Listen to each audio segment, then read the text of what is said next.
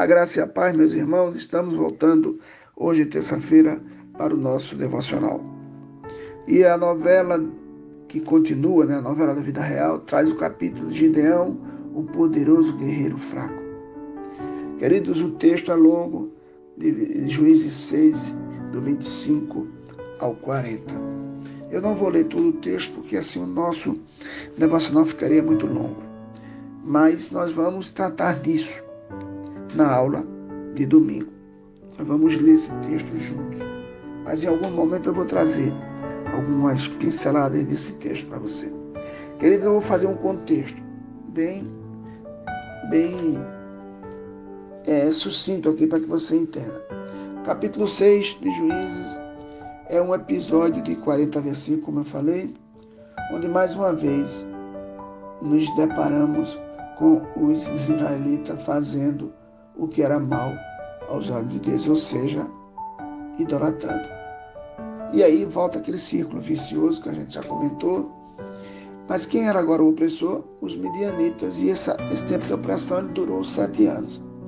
E essa é a pior opressão que o povo de Israel viveu.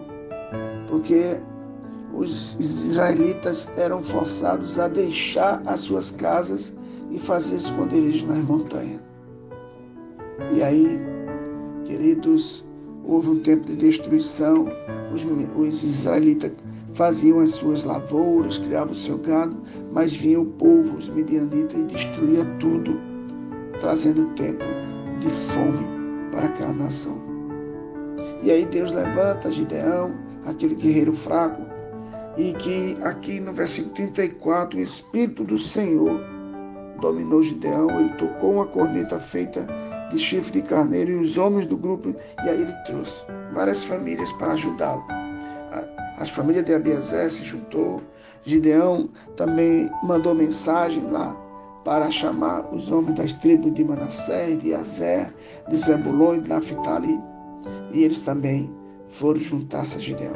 Mas teve um momento em que Gideão ficou ainda em dúvida, um tempo de incerteza. E aí Gideão, aqui a partir do versículo 36 ao 40, Gideão pede a Deus alguns sinais usando a lã. No primeiro ele pede para que o orvalho, ele vai colocar uma quantidade de lã, e aí ele pede para que Deus molhe apenas a lã e deixe toda a terra ao lado seca. Deus assim o faz. Ele espreme a lã, enche uma tigela com água. Mas depois ele ainda continua na incerteza, e ele pede para que Deus apenas molhe a terra ao redor da lã e a lã fique seca. E Deus assim faz. Muitas vezes, queridos, nós, como pessoas, criticamos Gideão por fazer isso. No entanto, se foi tão errado e pecaminoso, por que Deus atendeu os seus pedidos? Quero dizer para você que Jesus também passou por um momento desse, quando Satanás mandou que Jesus fizesse um teste com Deus e pedisse um sinal, e Jesus o repreendeu lá em Mateus, capítulo 4, 5 a 7. Então, o que é que acontece aqui no relato de Gideão? Gideão foi muito específico ao pedir que Deus lhe mostrasse que ele, Deus, não era uma das forças da natureza, como os outros deuses, mas era o soberano sobre as forças da natureza. É muito lindo isso, a gente entender isso.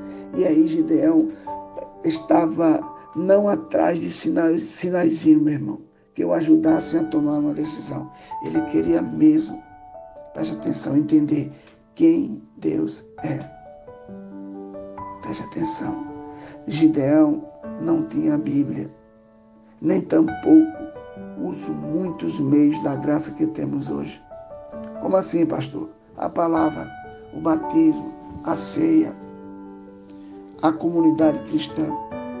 Gideão, querido, estava tratando das áreas em que sua fé era fraca e desinformada.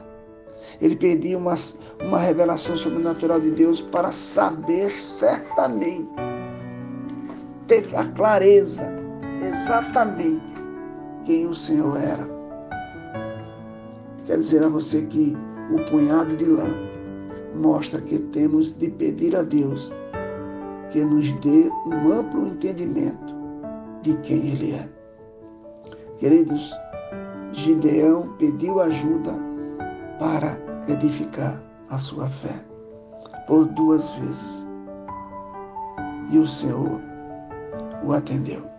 Quando fazemos o mesmo pedido, querido, Deus responde graciosamente, encaminhando-nos para a revelação final e plena de seu caráter e de seus propósitos, que é a sua revelação em Cristo Jesus. Eita, é muito forte, né? Está com dúvida em alguma coisa?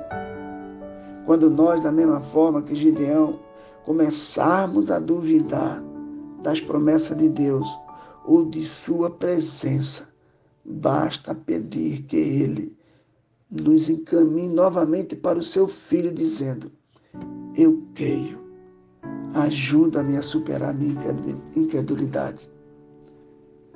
Marcos, capítulo 9, 24. Era disso que Gideão precisava, e foi isso que recebeu.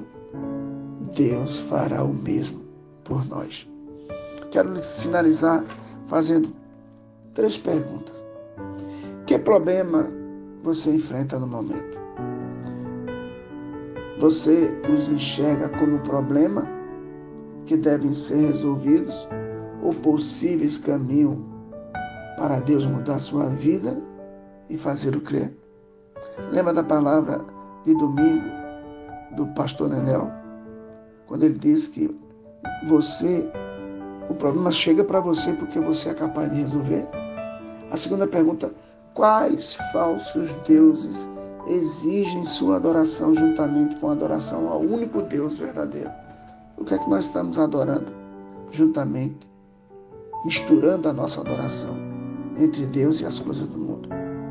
E a última pergunta: em que áreas da vida você tem de pedir que Deus o encaminhe a seu Filho, de modo que você confie mais plenamente em suas promessas? Que Deus te abençoe. Que Deus te conduza nesse devocional a entender que não é pecado e não é vergonhoso estar em dúvidas e pedir provas a Deus. Mas tenha certeza que Deus é soberano em toda e qualquer prova que você pedir. Seja ela como Gideão fez, usando a lã, usando o orvalho, a natureza, porque por vários momentos Deus usou a natureza para provar quem Ele é. Que Deus te abençoe, que Deus faça resplandecer o rosto dele sobre ti e te dê a paz. Bom dia, que Deus te abençoe e que sigamos junto com o nosso pastor, olha só, com o nosso diácono Bruno, nas devocionais durante a semana, para chegarmos no domingo bem alegre e felizes para estudar esse texto maravilhoso que Deus nos coloca nesse aprendizado desse livro rico de informações, o livro de Juízes. Que Deus te abençoe, em nome de Jesus. Amém.